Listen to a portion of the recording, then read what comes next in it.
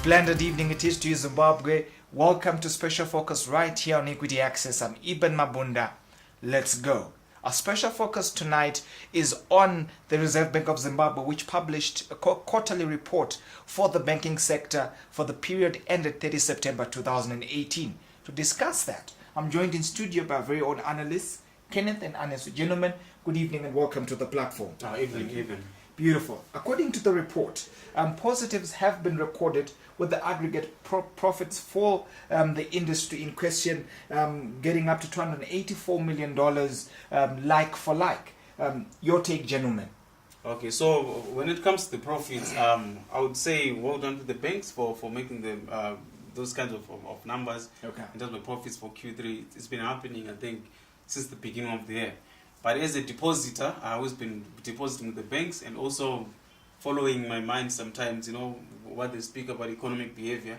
According to what I know, taking these numbers just as they are should really be questioned. So all I'm saying is, yes, in as much as it is a positive move, but also this should be taken actually cautiously and also factor in a lot of macroeconomic factors that are happening that could really render these numbers actually zero or just to minus in terms of real profitability.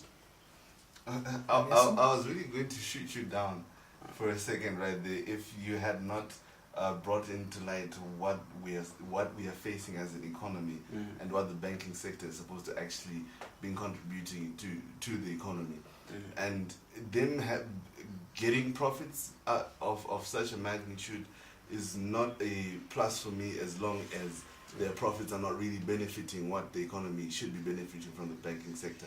Because that is the engine that is supposed to push growth, that is the engine that is supposed to oil these companies for them to actually produce and we have a productive sector that is going towards a growing economy, But then it seems as if our economy is actually in shrinking back and we are not doing anything that is meaningful in terms of production. We don't see a lot of production that is happening. We have capacity utilization below 40%. It is not something that I would applaud the banks for as long as we are not seeing what their mandate as the banking sector is supposed to do. Because most of these profits, if I'm to give a rough estimate of about their profits probably are coming to 60 to 70% consequent to treasury bills that are being used for consumptive issues by the government and the like. So it's for me, I won't clap for that. Okay. Kenneth, how real are these profits? Even I'm going to say these profits are not really real. Like just speaking of our banks, I don't think they will really pass a lot of stress tests. I know the central bank said they passed a lot of stress tests, things like that. Speaking of capital adequacy ratios, core capital ratios, and all those things, the numbers are looking really good. Just like our electronic money balance is looking good, like just more than 10 billion, I think, in money that's actually in circulation. And then they said deposit money went up to about 9.57 billion. To about 9.57 billion against the 230 million in raw money. So actually, I don't know who's going to account for 9.2 something billion dollars. That's just in thin air money. Beautiful. Let's talk about that discrepancy there. Let's talk about the discrepancy of the 9 billion vis-a-vis the 300 million that we have in real USD terms. Okay, so I'm just going to take you to an example that I learned, is it a year ago or a year and a half ago? I was actually in a conversation with someone who works at a top investment bank in South Africa. And then this guy was like, do you know that in Zimbabwe there's a project that's being promoted that's going to come to Zimbabwe? It's worth $100 million by a certain church. I would want to say names. $100 million. And he's saying that we are supposed to be underwriting that deal. So we're actually in talks. I was... on my way back, I was really gutted. Like, how can someone be saying that a project like that of that magnitude is going to be underwritten by a bank from South Africa? Most our banks here are said to be making a killing. And then you just think of those things. That way you come to realize that the profits that our banks are said to be making, they are not real numbers. Our banks are actually subjected to a lot of harsh conditions that might actually unravel in the future if they're not really careful. So I'm not saying our banks are not doing enough, but they're not doing enough to actually control the government. I'm just going to give you an example. Like that in an economy, the way it works, it's supposed to be a triangular relationship, where there's the government this side, the private sector this side, the consumers this side. And in the one person that's really anchoring that relationship in terms of providing liquidity as to functions of the government, functions of the private sector, is supposed to be the banks. Okay. But from the recent past, we've seen that our banks are now getting more skewed towards the government because they're getting free treasury bills money. That they buy treasury bills from there, they get coupon rates. Then sometimes they discount those treasury bills, they sell them to the private sector, just like that. And then they end up not holding treasury bills, but they're just left with money. They're just spending money, and it's a whole lot of crazy that's going on. And then they're ignoring the consumers on the side. Not just the consumers, but there are also small businesses that can generate meaningful gains from loans that they can get from the government. But now I'm just going to remind you of another statistic from this quarter's report, which is the loans to deposit ratio, which came in for at about 41%. Yes. Whereas regional, I think we're hitting about 60% on average, with the likes of Kenya, Tanzania, South Africa, Nigeria, they're about above 70 to 80%. And also, like worldwide, a loan to deposit ratio of 80 to 90% is recommended, and we're like halfway through that.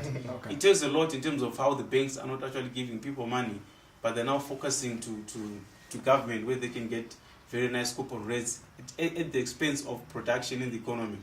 But who bends at the end? It's going to be them who are going to bend in the end, because they need people to generate that kind of money that's going to flow through them and making profits. So I don't know, we speak about a lot of things later. The discrepancy really leaves a lot to question, because we need a certain a place where we are using such monies to because for that discrepancy to be reduced, there needs to be production, so that we really create value that is coming within the country and circulating within the country, and which then reduces that discrepancy, and actually people can be able to actually take their money as and when they want, when they deposit their money, as much as they want as well, and the like. So now with what he said, with the loan deposit ratio that is as low as 40%, that just shows us how the banks are saying that they have non-performing loan rates that are as low as at an average of 5%. Another false statistic based on false narratives. Yes, because they're not really lending out. Yes, because now we look at why are they not really lending out.